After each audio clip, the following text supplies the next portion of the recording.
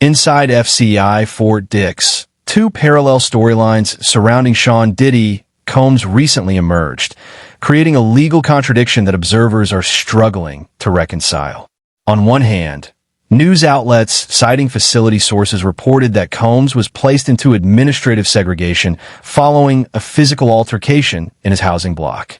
Under federal prison norms, an internal fight usually triggers a disciplinary review that threatens an inmate's exit timeline. Yet at that exact same time, public docket updates showed his projected release date continuing to move forward, eventually shifting into early 2028. A reported Fort Dix altercation appeared at roughly the same time his projected release date was moving forward, but no public authority has established whether the two events were connected. The Bureau of Prisons maintains a strict policy of not commenting on individual inmate disciplinary conditions. As a result, no official body has linked the reported fight to his changing release calculations. To understand how these two parallel events exist at the exact same time, you have to examine how federal sentence reductions actually operate alongside internal prison reporting. Here is how the situation broke down. Reconstructing what reportedly happened inside that housing block requires weighing unconfirmed source accounts against official silence. Representatives connected to Combs framed the event as a minor verbal disagreement, maintaining that Combs kept his composure and walked away without incident. However, reporting from major media outlets citing facility sources offered a far more detailed scenario. According to those accounts, the tension began with an alleged minor rule breach, a claim that Combs was seen smoking in a restricted corridor.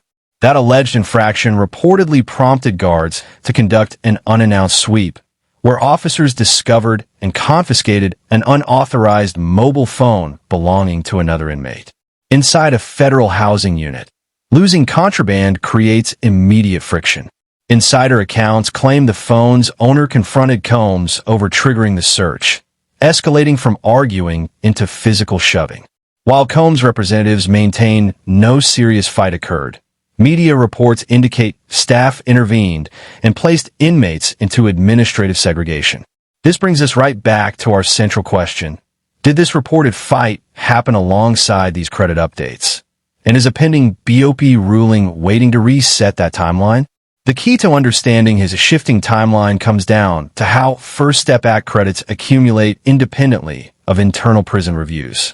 Reports indicate Combs was assigned work duties near the chapel area, while the First Step Act provides eligible inmates with a mechanism for earning time credits through qualifying programs and activities.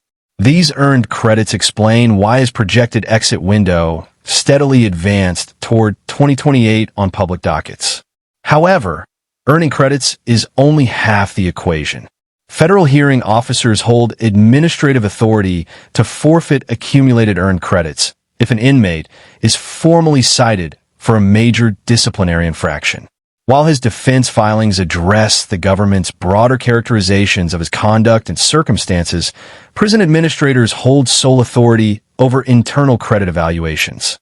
Because the Bureau of Prisons does not confirm pending disciplinary proceedings, it remains unestablished whether a formal finding is under review or if the reported fight was resolved without credit forfeitures. And as it turns out, this housing block incident isn't the only file being monitored by legal observers. A broader review of court filings reveals ongoing friction between federal prosecutors and Combs' defense team regarding his conduct behind bars. Prior to the reported physical incident, internal reporting alleged officers discovered ingredients used to brew Pruno, an illicit homemade alcohol, inside the housing area. Government attorneys also outlined claims in pretrial filings regarding unmonitored communication methods, including an assertion that an associate attempted to arrange a cash delivery near the facility perimeter.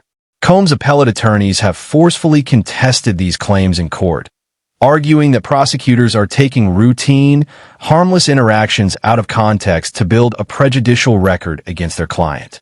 This creates a clear divide. Prosecutors presenting a narrative of continuous boundary testing behind bars versus a defense team arguing that minor or unverified claims are being weaponized against a high-profile inmate. And right as these competing claims circulate, court proceedings in Nevada have introduced additional public scrutiny.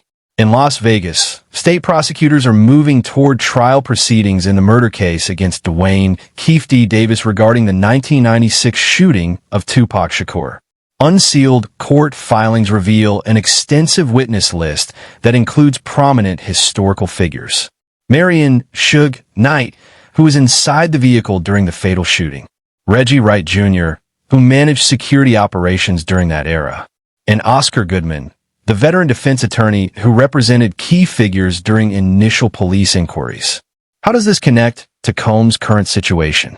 In historical proffer sessions, Keefe D. made unsworn statements alleging financial rewards were discussed regarding rival figures during the 1990s music feuds. Federal authorities thoroughly investigated those historical assertions years ago and determined there was no credible evidence to warrant charges against Combs. However, a live criminal trial creates unpredictable narrative dynamics. If attorneys cross-examine witnesses regarding historical claims, legacy proffer statements could potentially be referenced on the public record. For Combs, the risk isn't new legal charges in Nevada. It's the public resurgence of unproven allegations just as his team fights for his release.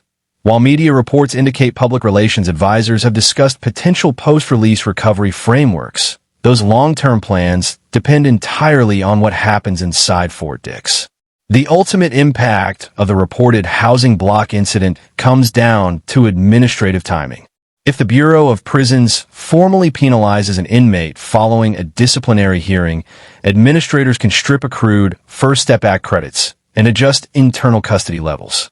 If credits were forfeited, that could reduce the sentence credit benefit reflected in his projected timeline and potentially delay his release. While publicists outline future possibilities, his projected exit timeline remains subject to whether prison administrators ever issue an official sanction. In the coming weeks, legal observers will continue monitoring public dockets to see if Sean Combs' projected 2028 release date holds steady or encounters a setback. Which brings us right back to the central four-step chain. A reported fight leads to a potential disciplinary review. That review carries possible credit consequences, and those consequences could create a real release date impact. While Nevada trial proceedings create background noise, his immediate custody status rests on internal administrative procedures. The definitive answer won't come from publicists. It will come from the Bureau of Prisons' disciplinary decision, though we are continuing to follow both the Fort Dix updates and the Nevada court filings as new developments drop. Do you think the reported Fort Dix incident will eventually impact his release timeline? Drop your perspective in the comments, hit like and subscribe, and click the video on screen to keep watching.